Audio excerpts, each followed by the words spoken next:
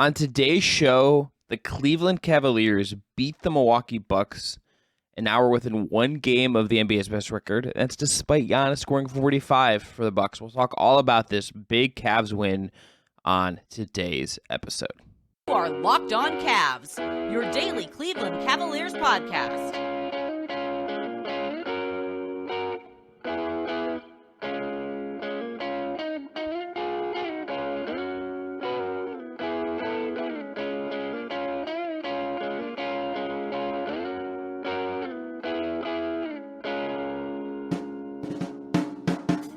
All right, the music you heard on the way in is from our friends at Asteroid. Check them out on Apple Music or Spotify.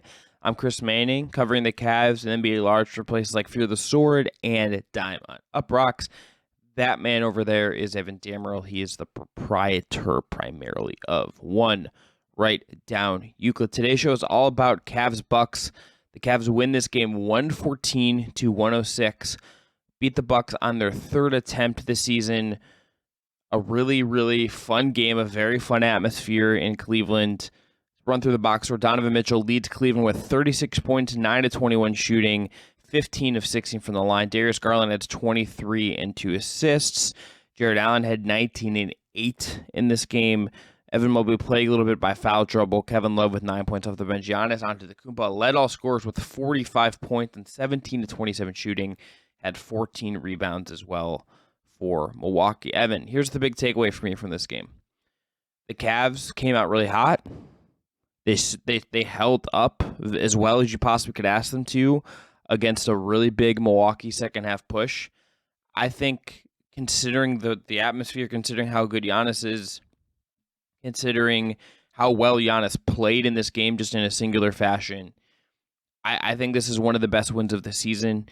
I think this is just a really, really good performance that I think really validates a lot of the optimism you might have about the Cavs. Just a really impressive home win to handle what Giannis threw at them to overcome some of that and come away with the dub.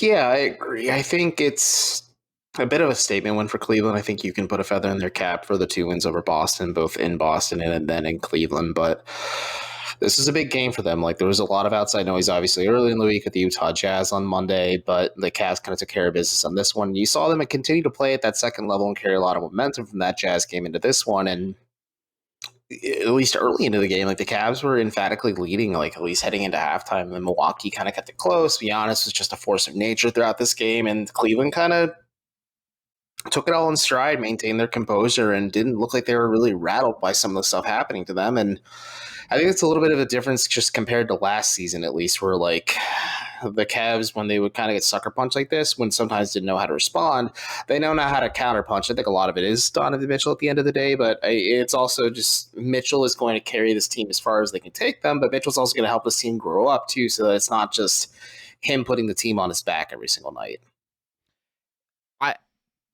Evan, we'll get into this a little bit more, but even just like with how well Giannis played and everything, I felt like the process of what the Cavs did really worked.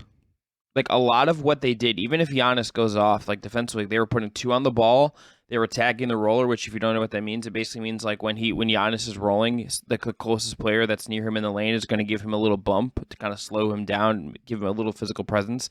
They did all this stuff, drilled it, and it's like, Evan Mobley gets in foul trouble. He defended Giannis to start this game. That's the way they went. He gets in foul trouble. You don't have the Jared Allen option to turn, or excuse me, the Lamar Stevens option to turn to. So this just becomes like, hey, Jared Allen, play 40 minutes, match Giannis a lot of it, defend him, deal with the physicality, and like just make it hard for him. Yeah, like, look, I'm not gonna. You cannot look at this game and not argue that Giannis was the best player on the floor in this game. He was 17 of 27. He had 45 points, 14 boards. He dictated so much of this game, right? Like, he was incredible. He's an incredible player. The Cavs made him work for so much of it, and were doing everything else well, and were like just gritting their way through so much, and we're just on point this whole game. That, like, even if Giannis plays the game he did, even if there's all of that. And the Bucks got close in the second half, and it took the Cavs making some plays down the stretch and getting, some loose balls the other way. Joe Ingles wedgie, at the end of this game, when that would have made it a 3-point game with like about a minute to go, was a big deal, a big moment in this game. That just like little things break your way. the process of how they defended Giannis, the effort they put into it, and then just everything else, I think the process of it, the tempo they played at, like just playing a little faster to not let Milwaukee sit in its defense, it all really worked. And like I think if that's adjustments from those previous couple games, it was just having Jared Allen, who didn't play in the first game and they got hurt in the second game. Like all of that just accumulated in a way where it's like, man, the Cavs just like really, and yes, the Bucks didn't have Middleton, all that stuff. The Cavs just like really hung in there against Milwaukee, went toe to toe with them, took a lot of their best punches. And the process of how they did it to me doesn't feel like fluky. It feels like a very real, legitimate game plan for Cleveland of how to approach this team, which is a really bad matchup for them in my mind.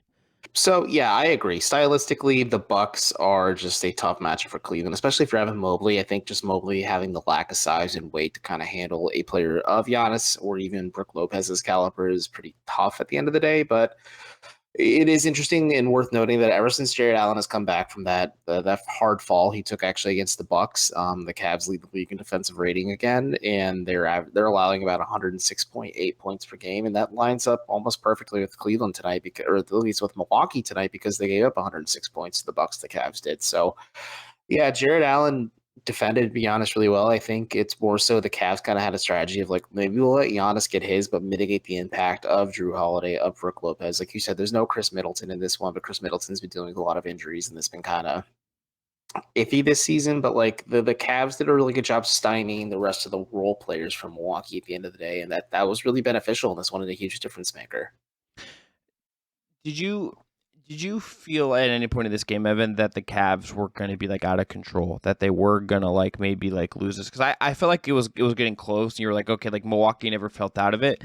I never felt as if Cleveland like lost control or lost like flow of what was going on. Like I never quite felt like it felt entirely in Milwaukee's hands. Right, like even if Milwaukee was pushing and making this uncomfortable for Cleveland, I did not feel as if like the Cavs like ever lost. Like maybe they had one hit on the wheel instead of two, but it never felt like the Bucks took full control and were driving and dictating everything about this game.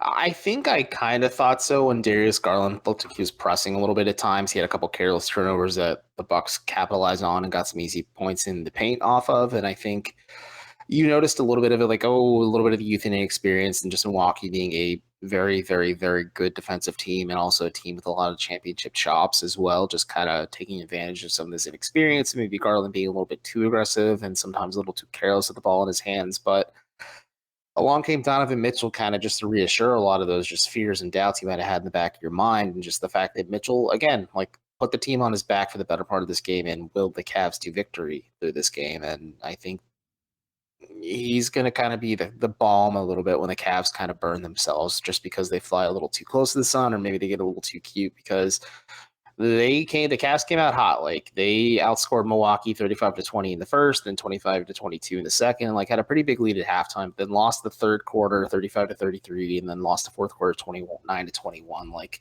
it felt like the Cavs were kind of holding on towards the end there at times, but at the same time, it was still a pretty impressive win for Cleveland. I think just it's a bit of a balancing act of like where the younger guys maybe need to learn a little bit more of how to play a full game still.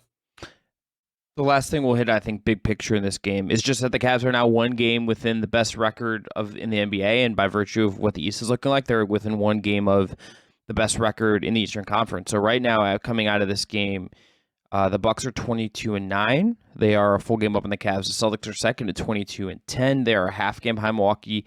The Cavs are in third at 22-11. They are a game back of Milwaukee. Brooklyn is fourth. Philly is fifth. The Knicks are sixth as far as the top six in the East goes. The leader, the Nuggets have the most wins in the West at 19-11. The Grizzlies are 19-11 as well. Look, so far the Cavs have proven, I think, Evan, just by this record, we're deep into the season now. This is just like a really good basketball team. I think we have to treat them as such. And if you're looking at this game and you're just saying, okay, how do the Cavs maximize the season?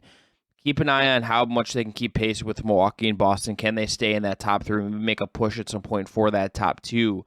Because I think if they can, I think just long term, if you can stay in the top three in some shape or form, and like avoid falling into 4 or 5 and getting a Brooklyn or getting Philly in round one, and instead you get like the Knicks, or if you get up to 2, you get a play-in team or whatever. I think that's the kind of thing that could really give you a good chance to maybe get Milwaukee in round 2, to get a Boston series in round 2. That you're going to stare that down. That's going to get you in that tough position.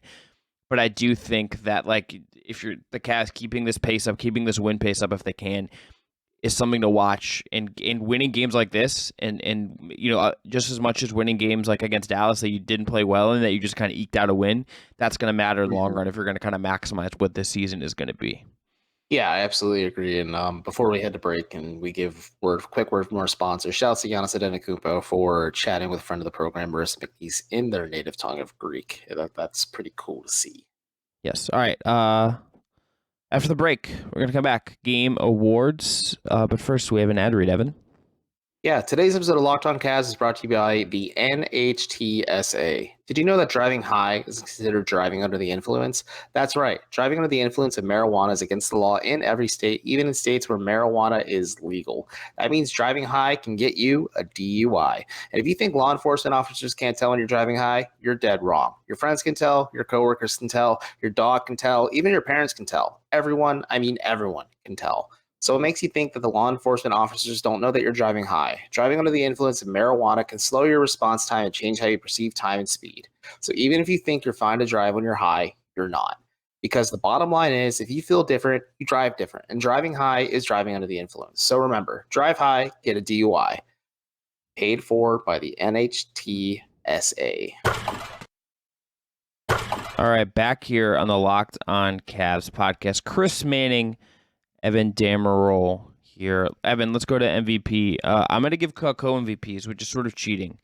But I'm going to go Jared Allen and Donovan Mitchell's co-MVPs. Jared Allen, as we talked about in segment 1, I think just put forth such a really high effort level performance. Not again, like he doesn't shut down Giannis. You're not going to do that. But he made his life hard. He battled Giannis. He had a really efficient offensive night. He had what originally was going to be my play of the night, but he had a dunk in this game where he just went on Giannis, and he is dunking with authority right now. He looks like he's healed up from that injury that kept him out for a little bit. He looks like explosive Jared Allen to me a lot right now. He's playing it in an insanely high level. And then look, Donovan Mitchell, this offense, he did not have a great shooting night. 9 of 21 is not like the best Mitchell shooting. It's close to 50%, but it's not like the Mitchell we've seen a lot this year. He took 12. This gives away my stat of that a little bit, but he took 12 free throws in the second half, and he had 36 points. They needed him to do some of this stuff and control the pace of the game, be the guy on the court trying to keep everyone calm. Without them, like they were just sensational. But who is your MVP or MVPs if you're going to be like me and fudge a little bit? Mine is more of an honorable mention because I think it is Jared Allen or Donovan Mitchell. Like, yeah, Giannis had 45 and 14 in this one. Like, he was absolutely a force of nature, but Jared Allen really did change the ebb and flow of how Milwaukee worked. And I absolutely agree. He is looking healthier. That's a good point to note. Like, he is starting to dunk a little bit harder. I think it's going to unlock a lot of things verticality wise with the Cavs offensively, but I want to give some shouts to Isaac Okoro. Like, of course, statistically speaking, he had 8 points, 3 assists, 3 rebounds, 1 steal. Like, it wasn't like a huge noteworthy game, but I think Isaac played really well. Like, he played very, very good defense with Drew Holiday at times. Like, and more than anything, he's taking, and maybe he's not making, but he's at least shooting with confidence 3-pointers. And I think the Cavs are more so showing that they have faith in Isaac in these situations where in the first quarter, I believe it was either Darius or Donovan driving to the basket and they kick it out to Isaac in the corner when the Milwaukee defense sags off them and Isaac makes them pay for it. And then I believe in the second half, Donovan did something similar and he kicks the ball out to Isaac waiting in the corner and he makes Milwaukee pay for it. Like, you want Isaac to feel confident and comfortable in those situations. And if we rewind maybe 5 games ago, we would not be having this conversation about Isaac Okoro looking confident as a 3-point shooter, but you're starting to see maybe some of the glimmers of hope, at least, that he's starting to put a little bit of it together offensively. And again, folks, like, you have Darius Garland, you have Donovan Mitchell, you have Evan Mobley, you have Jared Allen. There's a clear pecking order offensively at the end of the day in terms of a starting 5. But Okoro giving you 8 points, really good defense, some rebounds and assists, and some steals. Like, that's what you want from your starting small forward right now if you're Cleveland. He's a bit of a connective tissue, and he also kind of plays with a little bit of a committee because LeVert trumped him in terms of minutes and everything else. But like the Cavs really made their small forward rotation work for a team like Milwaukee that is a little more 3-point happy and also has some interesting mismatches on the perimeter. The 3 Okoro hit when Mobley hit him on the first possession of the game with that, like, it was Mobley. My apologies. Yeah, it's okay. The opposite corner pass that Mobley threw was great, but Okoro just taking it, and he's just taking these threes, and then they're you just saw the benefit of this game, in this game of like them just even slightly react to him, what that opens up. So I think that's a really good pick. Okay, My play of the night, Donovan Mitchell. You could say, it's free throws, shot making, that maybe the pull-up three on Joe Ingles, which was downright cold. My pick is a defensive play. 1:36 to go. He rotated so well on Grayson Allen on action. Milwaukee was running to get Allen a three, ends up getting a 3. Kind of what might have been an open three in the corner with a lesser defensive effort. Allen ends up rotating perfectly, Donovan ends up rotating perfectly, stays in front of him, moves his feet, gets the jump ball.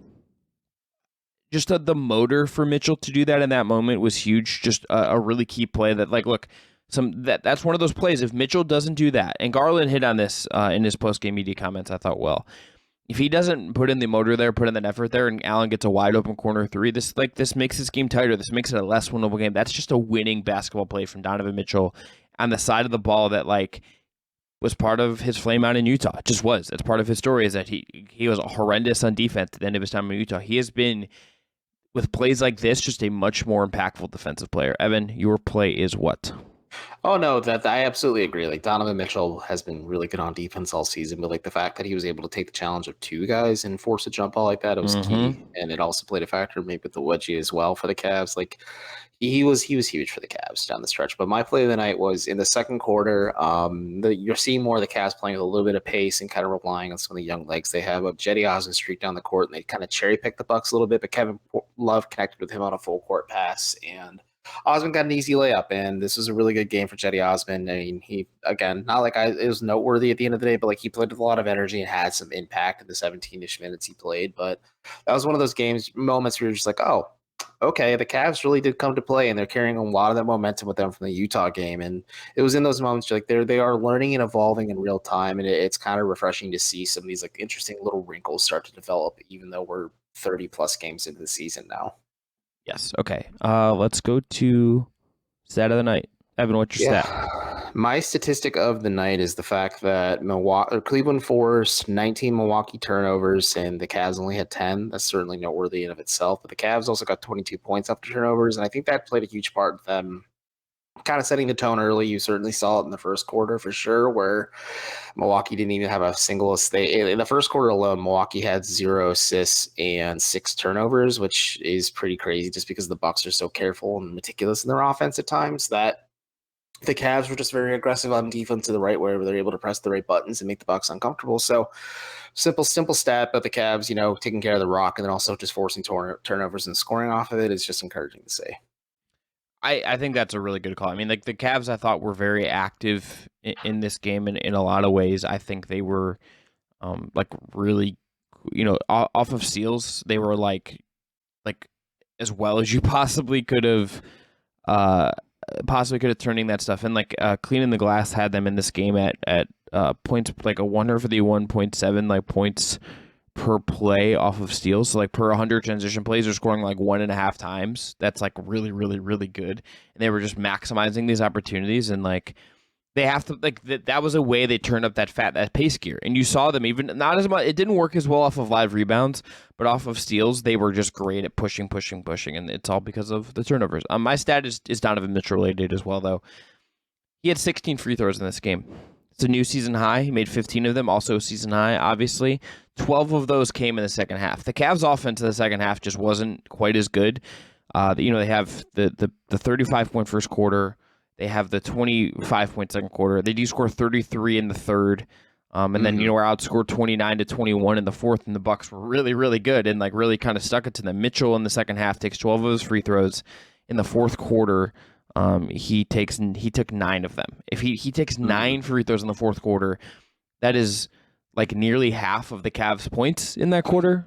Just him being aggressive, him just going over and over again and putting pressure on the defense, playing 10 minutes of a possible 12 in that quarter. They don't win the game unless Mitchell puts forth 11 in the fourth, takes 9 free throws. Just a really, really, really impressive effort from him in that sense. Okay, one more break. Come back. We're gonna hit on a couple mini Cavs. Some Cavs news and notes. I think we'll hit a little more on Okoro. We'll hit along with the G League Showcase and more Cavsy things right after this. But first, got to tell you about another great sponsor, and that sponsor is BetterHelp. Today's episode is brought to you by BetterHelp. Navigating any of life's challenges can make you feel unsure, whether it's a career change, a new relationship, or becoming a parent. Therapists are trained to help you figure out the cause of challenging emotions and learn productive coping skills, which makes therapy the closest thing to a guided tour of the complex engine called you. BetterHelp has connected over 3 million people with licensed therapists. It's convenient and accessible anywhere, 100% online. I myself have been a regular therapy goer for years now.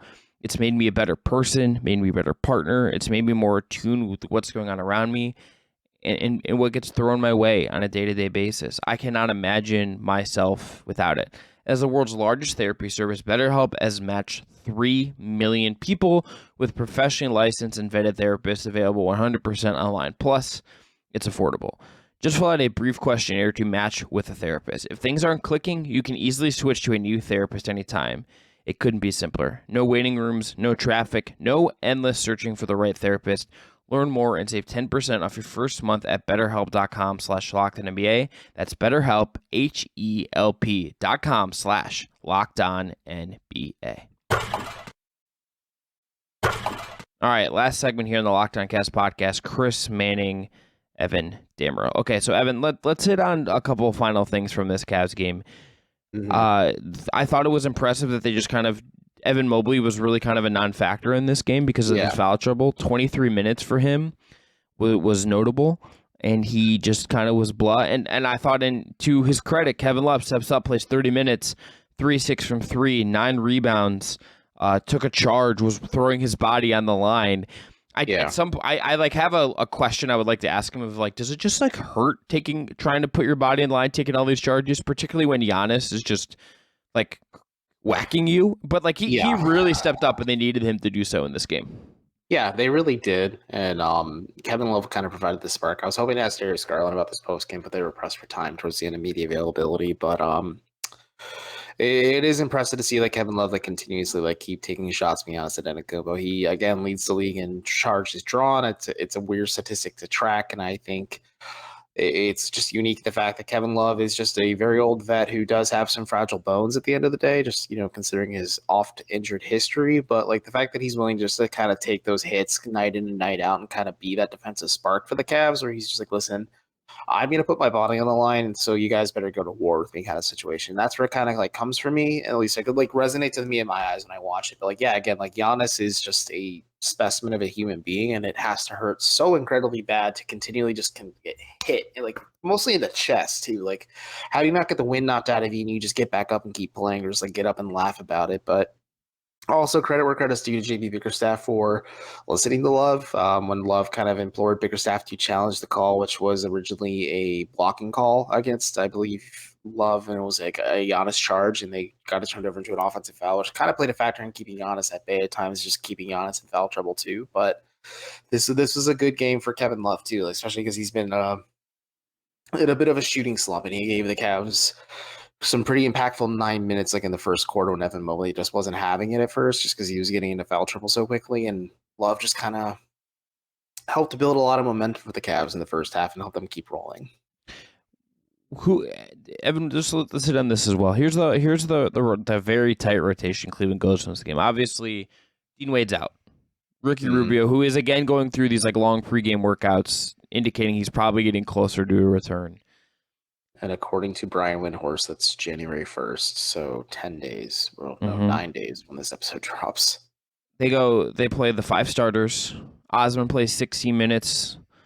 LeVert plays 32. Love 29. Mobley obviously skewed a little bit, 23. Okoro 25. Jared Allen 40. Garland 36. Mitchell 36. No Lamar, no Dean Wade, no Ricky Rubio. I tend to think that this Cavs team has like enough a depth that I like. The big question I think just becomes like how does this all mix together? I think that as we're going forward, and once they get everyone healthy again, I think particularly Dean Wade and I think particularly Ricky Rubio, and we'll see what happens with Lamar. I think he probably goes back to kind of on the fringe. I think Okoro's just been better than him of late and provides you a little more of the point of attack defense you need. Although like maybe Rubio eats into that a little bit too. I'll be curious. I think one of the big storylines the next couple months with the Cavs is we'll really be finding the right lineups and stuff. Like I was texting with a buddy after this game, and like a lineup I want to see in particular, just to kind of like maybe if Lamar, let's say Lamar gets minutes when like Kevin gets a rest or someone's a little knocked up, like I would like to see like something like Rubio, one of Mitchell or Garland, because I think he's going to play with both of them, and he obviously had a ton of success with Darius last year. Had that track record with Donovan in Utah, Dean Wade, Lamar, and then you play Mobley at the 5. Mobley at the 5 with like a couple guys who can stretch it has been really effective this year. But I'm curious to see just what stuff JB is going to throw at the wall once he has like that full thing. And I wonder too if that means like, hey, maybe Darius doesn't play 37 minutes. Maybe Donovan doesn't play 36 minutes. Maybe Jarrett, you can dial back his minutes on nights where Mobley's on a foul trouble. That's just one of those things that come out of this game, big picture kind of thinking about. Yeah, it is interesting to think about, like, how does JB Bickerstaff manage minutes? Does he widen the rotation? Because he did say, oh my gosh, it's so long ago, but during the preseason and during media day itself, hey, like, ideally the Cavs go 9-10 deep on a night-to-night basis because they have a lot of talent. They have a lot of young legs. They can keep this team a little bit fresher. And I think ideally you do expand your rotation a little bit, and when Wade is back and when Rubio is back and when Stevens is back, I agree. I don't think Stevens gets minutes. I think you give Okoro bench minutes. You continue to start Wade at the 3 once he's comfortable, but like your bench mob then is Karis LeVert, Kevin Love, Jetty Osmond, Ricky Rubio, and Isaac Okoro, and you figure out the minutes to kind of relieve your starters, and you press the right buttons to run unique lineups too, so you always try to have one of Garland or Mitchell on the floor at any given moment because Rubio complements both of them really well, or you always try to have also one of Evan Mobley or Jared Allen because those two also complement Rubio, Mitchell, and Garland really well. Like it's interesting to see what is going to happen for this Cavs team. I think it's going to be super beneficial, clearly, when they have this because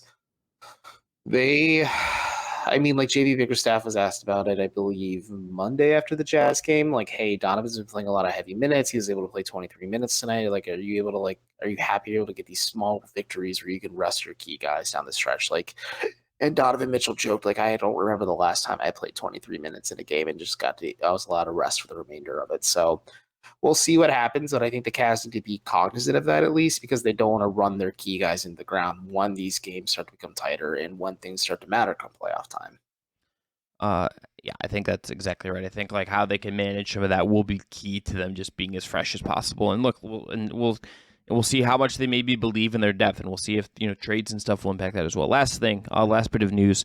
The Cleveland Charge, Cleveland's G League affiliate, did lose in the semifinal game of the 2022 G League Showcase Cup. It was a 95-94 loss to the Windy City Bulls. This did happen on Tuesday, so you probably have seen this by now. 2A players for the Cavs were kind of the stars of that game. Mamadi Diakite had 27, a game high, with 14 boards and 4 blocks. Isaiah Mobley had 24, 6 boards, 5 assists, and 5 blocks in 35 minutes. He did, however, miss a pair of free throws. Win the game at 93-93 to the target score of 95 with the Elam ending. And then Carrick Jones from Windy City hits a game winner to knock Cleveland out of the tournament. They do, if you're interested, they do begin their regular season at home next week, which will be kind of interesting. We'll see how the G League season goes. But Evan, big performances from Diakite, big performances from Mobley. I'm curious to see how they perform in the G League season. And I'm curious just to see like how maybe are these guys that are going to play themselves into position for some kinds of deals next year to be depth pieces on this Cleveland team if kind of other pieces move out or whatnot. It is also interesting to know Mobley almost had a triple-double in their first G League Winter Showcase game against, I believe, the College Park Skyhawks, and that was a pretty good game. But like Sharif Cooper has been really good for the Charge as well. Like in their first game, he had 25 and 7, and I believe in their second game, as I pull up his stats here, he had 10.6 assists. Like he came back down to earth a little bit. But like Sharif Cooper's been playing really well. I think Sam Merrill, who's the first overall pick for the Charge in the G League draft this year, has been playing really well. I wonder, like you said, how the Cavs navigate this. They do have an open roster spot. Maybe like they sign Diakite to like a Lamar Stevens type deal or a Kobe Altman special, as we like to call on this show, and then they secure Sharif Cooper and then keep him within the ecosystem. Because I feel like if you're the Charged, at least, who have been one of the better teams in the G League this season record-wise, like sure their season came to an end at least sooner than they expected. They play the Grand Rapids Gold to wrap things up on the 20. Or no, they play on the 28th. They play in the Grand Rapids Gold, so their first half of their season is done. But I am interested to see how they kind of structure things and maneuver things because the Cavs, or at least the Cavs and the Charge both, are doing a pretty good job of structuring and kind of developing some back end talent to complement this rotation, because like I think about all the way back to summer league when like Isaiah Mobley was asked, "Hey, what are your expectations?" and he said, "I mean, long term, like my goal is to back up my brother and support my brother and Jared Allen and kind of be like that 4 or 5 who provides defense, playmaking, rebounding, some shooting and some spacing at least, and just kind of be that guy who's like the staple back end of the rotation." I think there's a path for him to do that. Like, where I think, like, okay, maybe he's a little too good to be in the G League right now, but he's not quite good enough yet to be playing at the NBA level. So he's in that awkward kind of like gray spot Isaiah Mobley is, whereas Diakite could probably, we've seen him start for the Cavs, and he's played well in minutes when he has to play meaningful minutes for the Cavs. But the Cavs are doing a good job of something we have implored on the show for almost 3 years. My 3-year anniversary is this upcoming Friday, but that the Cavs need to start utilizing the charge to kind of develop some like back end rotation talent, especially with this roster becoming so expensive. And this is a good way to do it. Like, it's a good problem to have for Cleveland. Yeah, so keep an eye on that as we go forward. We'll see what happens with Diakite and Isaiah Mobley and perhaps Cooper or some of these other guys as well. Okay, that is going to be it though for this episode of Locked On Cavs. Again, the Cavs beat the Bucks. First win in 3 tries. Important win too. I should have noticed, I think, at the top. Keeps the hopes of Cleveland maybe having a tiebreaker over the Bucks alive. They will play one more time this season, and if the Cavs had lost this, that was just done. Like, that was just a wrap. But they will see the Bucks again this season, and if it comes down to it, maybe that they play again in about a month on January 21st. They win that, it opens up some possibilities and perhaps some seeding luck or some seeding advantages for them in the scope of trying to maximize their seeding in the Eastern Conference. But we'll be back tomorrow with special guest Danny Cunningham, because it is the holiday season, because it's that time of year. We are going to be doing a Cavs Christmas list episode. We're going to be giving out some gifts to the Cleveland Cavaliers from our podcast, and they're fictional gifts, obviously. We're going to have some fun, talk about some Cavsy things with Danny, and chat a little bit ahead of Cavs Raptors, which takes place Friday, 7:30. Please, if you're going to go downtown for that one or be in the Cleveland area, be safe. There's a big storm coming, and so keep your just be safe as the winter weather is coming in full here. But happy holidays to everyone. Thanks again for making us your first listen every day. This episode was, as always, produced by Jake Stevens. We are, as always, available on the Odyssey app, YouTube, and wherever you get your podcasts. I'm Chris. That's Evan. Again, Cavs win. Thanks again for listening. Talk to you again tomorrow when we give out some Christmas gifts and some holiday cheer.